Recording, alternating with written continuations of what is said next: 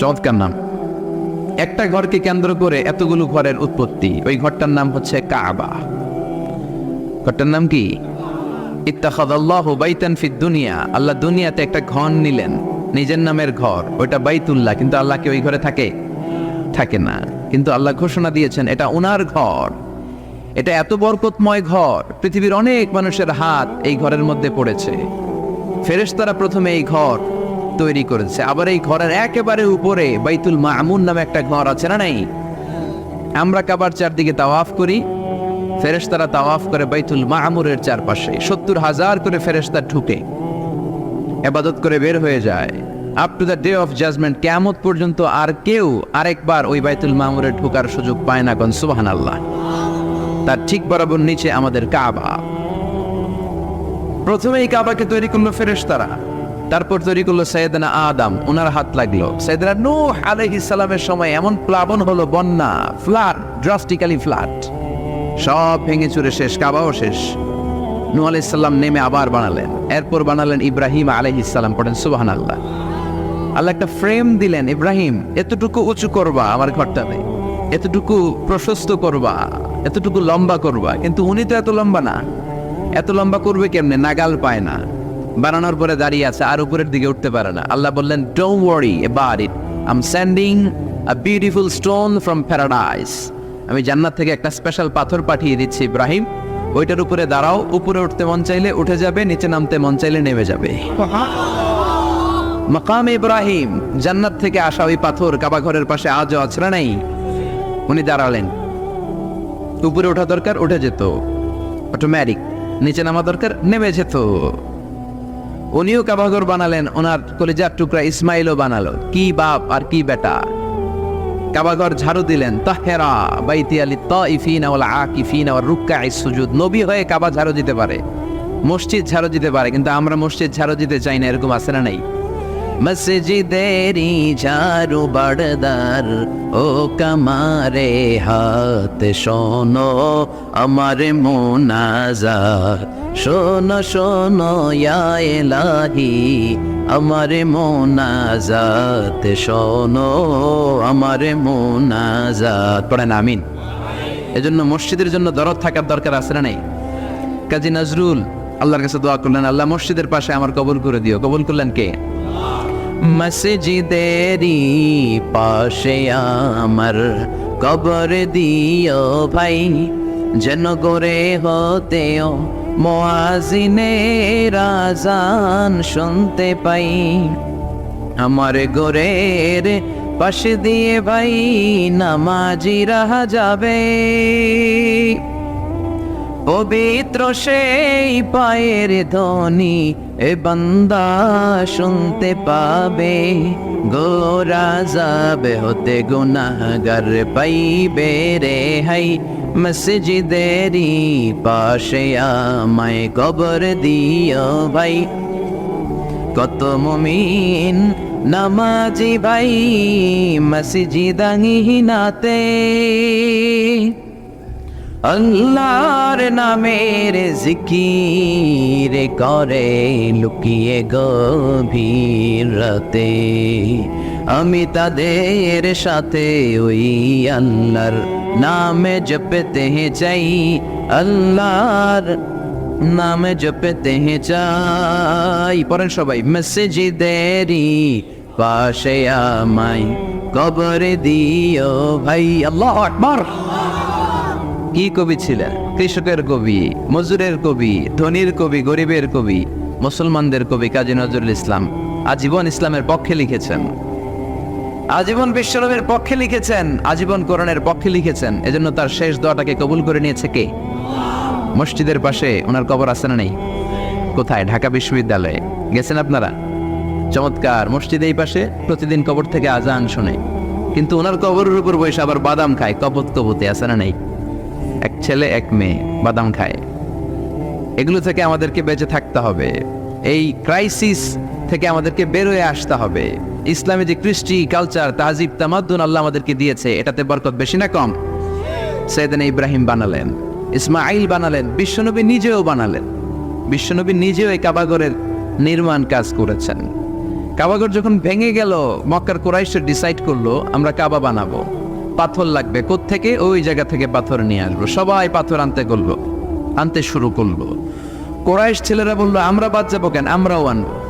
ছোট্ট ছোট্ট বাচ্চারা লুঙ্গি খুলে, লুঙ্গিটার এরকম ভাঁজ করে কাঁধের মধ্যে রেখে এটার উপরে একটা পাথর নিয়ে তারা আনতে লাগলো। সব বাচ্চারা আনে একটা পাথর, কয়টা? আর লুঙ্গি খোলা। লুঙ্গি কি? বিশ্বনবীও ছোট্ট, কিন্তু উনি লুঙ্গি খোলেন না। সুবহানাল্লাহ বলবেন না?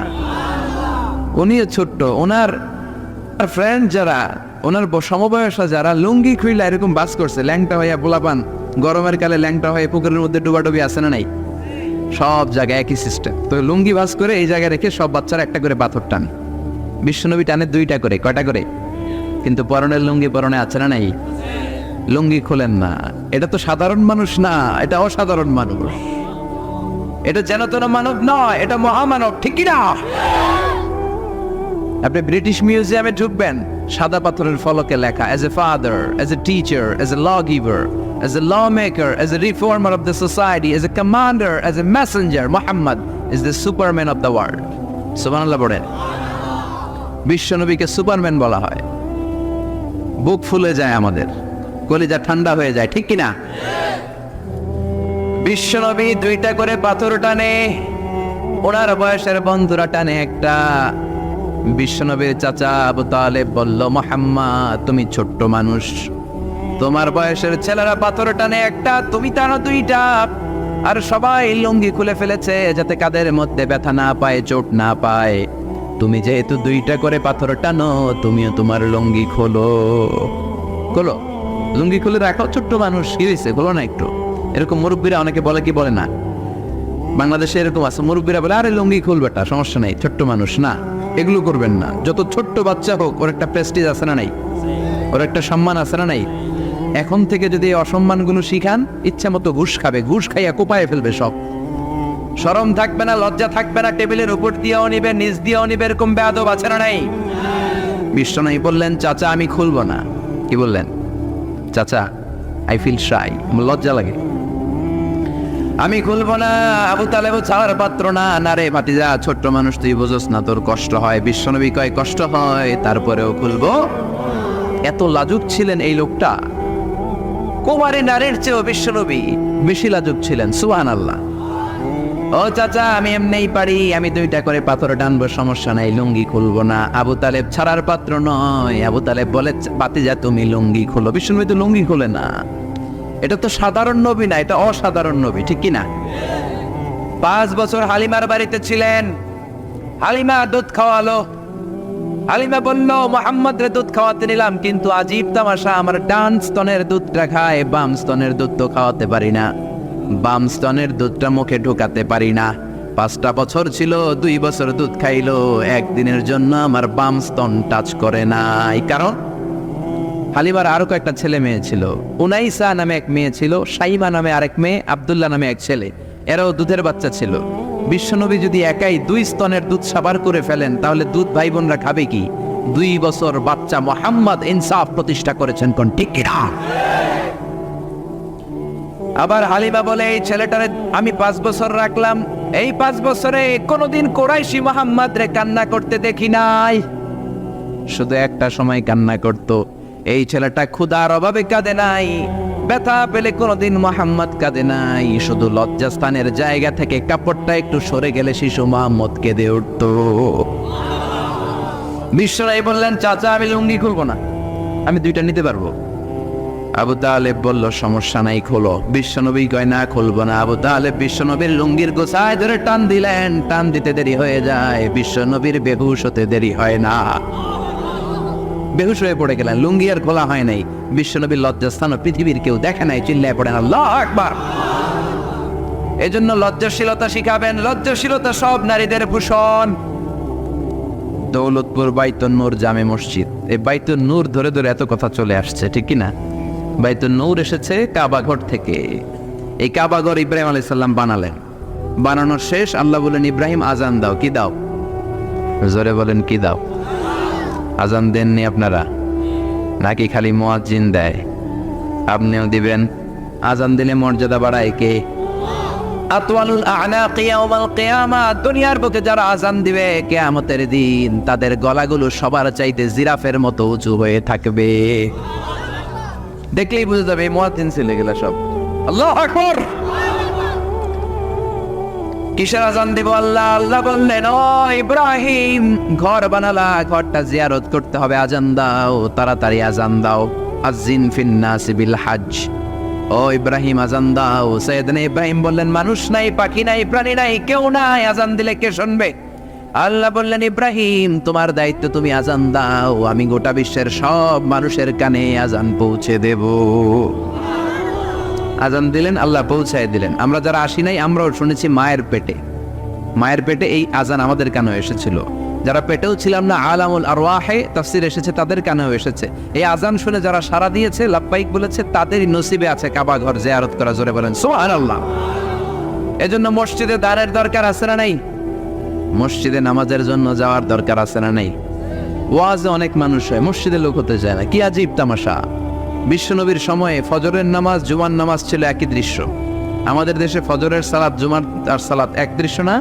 মাশাআল্লাহ, এক দৃশ্য। ফজরের সময় লোকই নেই, আর জুমার সময় ঠেলাঠেলি আছে না নেই?